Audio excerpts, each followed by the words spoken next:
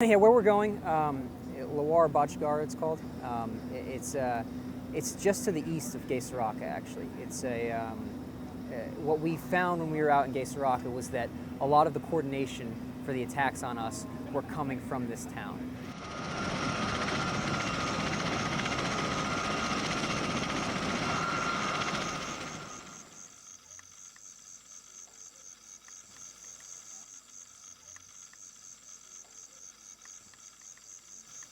So the plan is to have to do some coordinate searches to see if we've got any IED material, weapons caches. Also, narcotics trafficking is obviously a big thing in this area, and intel supports the theory that this area could be where they refine some narcotics.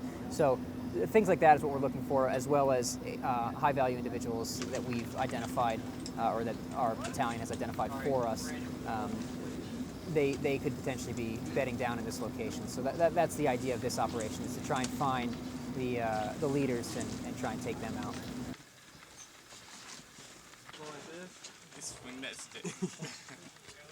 Wearing some big white gloves. Hey, we're pushing. Anyone want an AP4? On, you want an AP4? No, I'm good.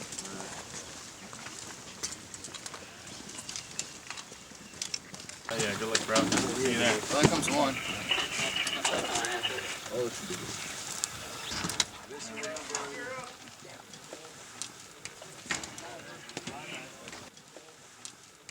What's up, homie?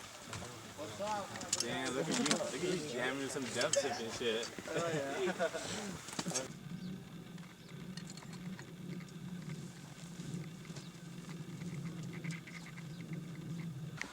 755 meters. Break. What was the direction again? It's 775 meters. Correction, 775 meters. Break.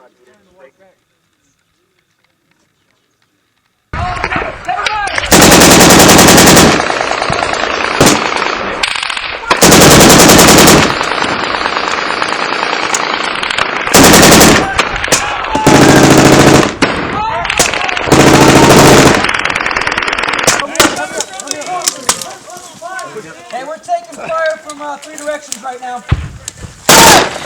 So yesterday when we started taking fire, initially it was just from one direction to the south of our compound here, but then one of their TTPs is they like to try and hit you from as many sides as possible, and eventually we end up taking fire from 3 different sides. Pretty close, from probably about 200 meters at the closest for one of the firing positions. Luckily here we had it set up pretty well that we had machine guns essentially on every side of the walls so that we could engage them. We ended up engaging immediately with 240s, and once we got a good accurate area for where they were firing at us from, I was able to adjust mortars onto their position, and after about 10 minutes of pretty heavy fire, we were able to suppress them with our 240s and our 6mm mortars. Hey, Kajaki! Is that good? That church is good? Hey, you got us open, put a mortar right there! No!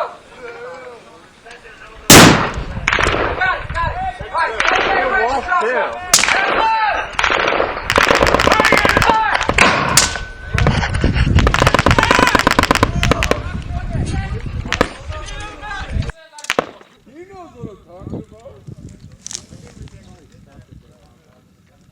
So everybody on the line was pretty much just looking around, and then I just happened to turn left.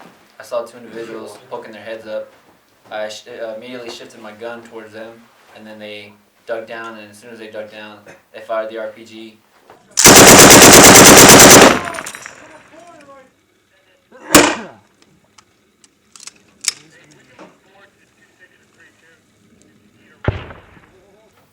When the lieutenant gives me the data that he's seeing from his FO position, I take that, put it on what's called a plotting board.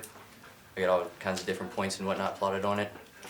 And then I relay that into gun data, which is deflection, charge, and elevation. Send that to the gun line. They get it up on the site, get the gun up on the stakes, and when we're given the command to fire, we'll fire.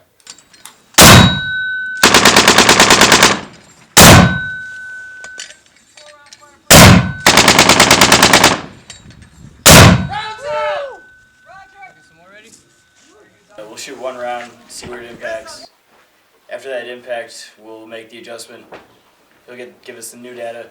We'll fire on that, and if that round's on, we'll usually drop anywhere between 2 and 5 rounds in effect.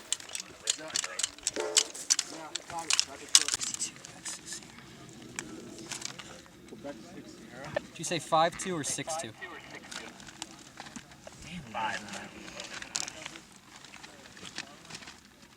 That's an A-firm. Dell? It wasn't CLB. There you go.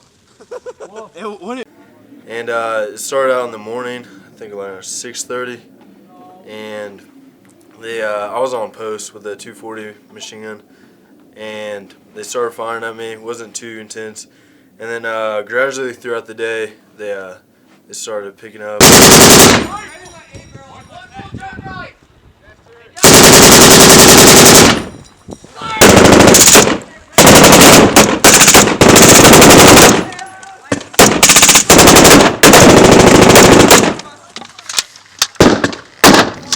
Part of the war, I guess. And it's kind of sucky to think about it that way, but if you don't compartmentalize anything, then you can't function, especially as a squad leader.